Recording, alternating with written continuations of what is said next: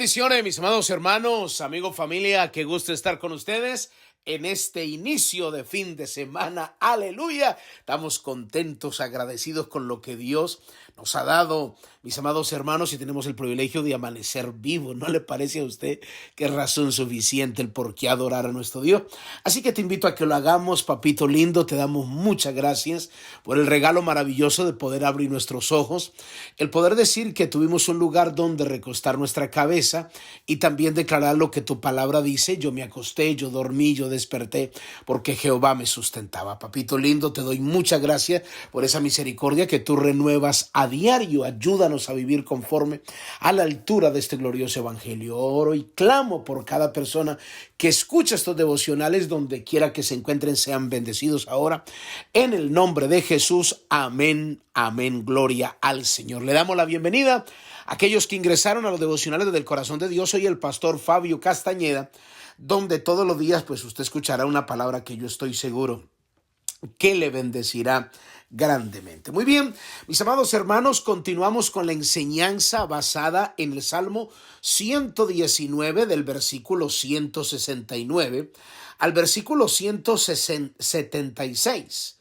Esta palabra dice de la siguiente manera: llegue mi clamor delante de ti, oh Jehová, dame entendimiento conforme a tu palabra, llegue mi oración delante de ti, líbrame conforme a tu dicho, mis labios rebosarán alabanza, cuando me enseñes tus estatutos, hablará mi lengua tus dichos, porque todos tus mandamientos son justicia. Esté tu mano pronta para socorrerme, porque tus mandamientos he escogido. He deseado tu salvación, oh Jehová, y tu ley es mi delicia. Aviva mi alma y te alabe, y tus juicios me ayuden. Yo anduve errante como oveja extraviada. Busca a tu siervo, porque no me he olvidado de tus mandamientos. Sé que no podemos explicarlos todos, pero estamos explicando, mis amados hermanos, lo que Dios nos está revelando a través de este salmo, y le hemos titulado esta pequeña enseñanza lo que debemos de pedir, lo que debemos de pedir. En el día de ayer hablamos el primer principio, que es lo que debemos de pedir: entendimiento, y lo explicamos. Dame entendimiento. Y también, bueno, ustedes saben que a veces me equivoco en algunos textos, digo el capítulo o el versículo no en el orden correcto, pero qué bueno poderle predicar a personas tan inteligentes como ustedes, que saben buscar y especificar. A aquellos que me escribieron y dijeron: pastor, es Oseas 4:6. Gracias por corregirme, y lo animo para que usted pues esté pendiente. Me alegra de que no trague entero. Muy bien, el Salmo 119, el versículo 169, todavía hay una palabra ya en el Salmo, en el versículo 170. Dice: llegue mi oración delante de ti, líbrame conforme a tu dicho. Aquí el salmista también está pidiendo algo, y está pidiendo liberación. Está pidiendo ser liberado. Él dice: líbrame, escucha esto, conforme a tu dicho. ¿Qué quiere decir eso? Es que Dios nos ha dado una palabra de liberación a nosotros, y nosotros debemos de creerla, porque la Biblia dice en Colosenses capítulo 1 del versículo 13 en adelante, la Biblia dice que Dios nos libró del dominio de la oscuridad y nos trasladó, escuche bien, al reino de su amado Hijo, en quien tenemos redención por sus pecados. ¿Qué quiere decir eso? Es que nosotros estábamos antes bajo el dominio de Satanás, bajo el dominio de la oscuridad, porque existen solo dos reinos: el reino de la luz, el reino de las tinieblas. O estamos en el reino de la luz o estamos en el reino de las tinieblas.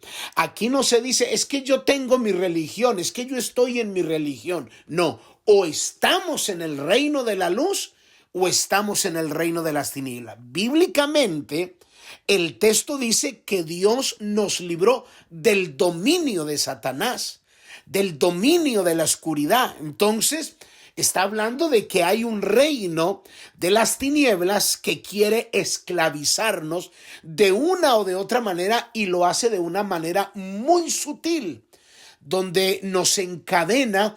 Y este evangelio es tan liberador que usted y yo debemos de pedir ser liberados en alguna área. Hay personas que conocen la palabra, que son cristianos, pero pueden estar atados, algunos todavía quizás atados al cigarrillo, otros atados a la pornografía, otros atados a una doble vida, aún siendo cristianos, aún personas que van a la iglesia, aún personas que han decidido vivir para Dios, pero todavía hay ataduras, todavía hay una doble vida, todavía le están dando derechos legales a Satanás.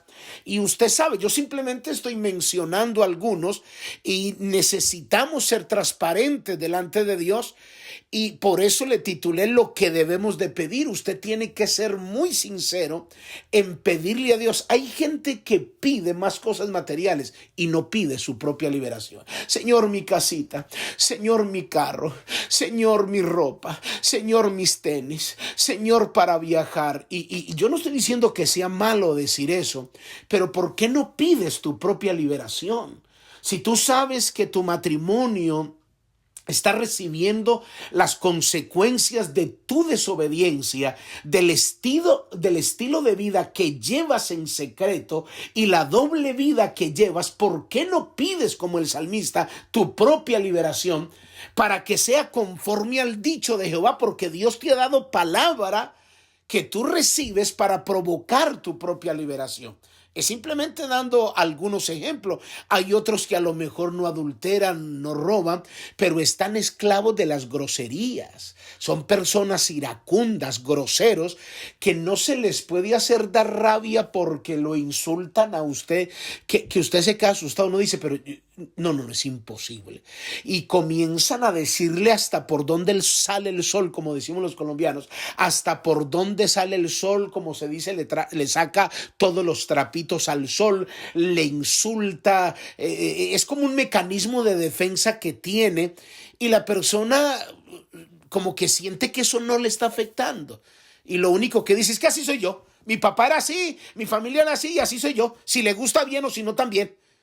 Vamos para la iglesia, sí, vamos para la iglesia. Y uno dice, pero, un momentico, a ver, hombre, ¿qué es lo que está pasando aquí? Aquí hay algo que está, o esta persona no ha entendido que está siendo encadenado, que está aprisionado, que tiene ataduras, que él necesita clamar por su propia liberación. Mire, la palabra es tan extraordinaria, porque eso vino Jesús. Jesús no vino a avergonzarte, y espero que tomes este mensaje con mucha madurez, porque es que yo no pretendo avergonzarte, porque yo, aunque estoy predicando, yo también necesito orar por mi propia liberación. Yo también necesito clamar por mis propias ataduras, por cosas que yo conozco de mí. Y es muy importante, y el evangelio de Dios vino a darnos eso, a darnos libertad para vivir un evangelio libre. Mira lo que dice Lucas capítulo 4, el versículo 18. Cuando Jesús estuvo aquí en la tierra, hubo una experiencia extraordinaria. En Lucas capítulo 4, voy a leer desde el versículo 16. Vino a Nazaret, donde se había criado, en el día de reposo, y entró en la sinagoga conforme a la costumbre y se levantó a leer. Es decir, como quien dice, fue a la iglesia donde la gente se reunía, y ellos tenían la costumbre de leer el libro, y se le entregó a él el libro para leer. Después de leerlo, se sentaban en lo que era la cátedra de Moisés, como una silla donde se enseñaba. El versículo 17 dice, y se le dio el libro del profeta Isaías. Y habiendo abierto el libro, halló un lugar donde estaba escrito. O sea, se le dio Isaías capítulo 61 y Jesús lo leyó. El versículo 18 dice que fue lo que leyó en Isaías. Dice, el Espíritu del Señor está sobre mí. Es Jesús hablando. Por cuanto me ha ungido, escucha esto, para dar buenas nuevas a los pobres. ¿Qué son buenas nuevas? Son buenas noticias. El evangelio es eso, buenas noticias.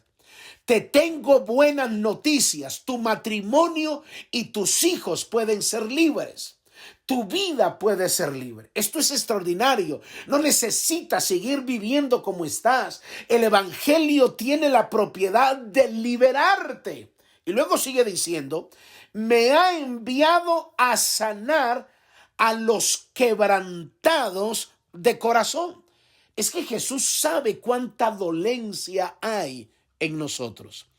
Hay tantos dolores, hay gente que está encadenada, atada a un rencor, a un resentimiento, y la única justificación que tiene es que, como dice, a mí me dañaron el corazón. Ahora, yo no quiero demeritar lo que viviste. Y si de pronto experimentaste una violación o un maltrato, yo no te voy a decir, yo no voy a ser tan necio para decirte eso no vale nada, olvídese de eso, eso le pasa a cualquiera. No, fuiste tú la que sufriste.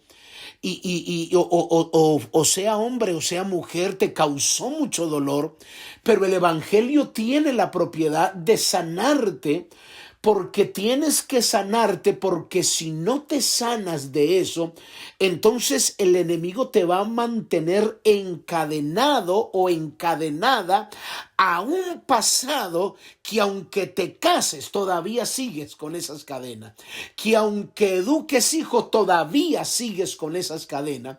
Entonces cuando el salmista dice, líbrame Señor conforme a tu dicho, yo estoy hipotecando mi futuro con este dolor del pasado.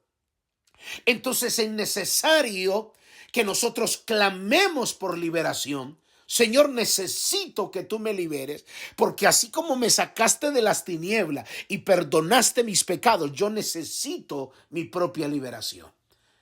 Identifica cuál es tu quebranto en el corazón y clama por tu liberación.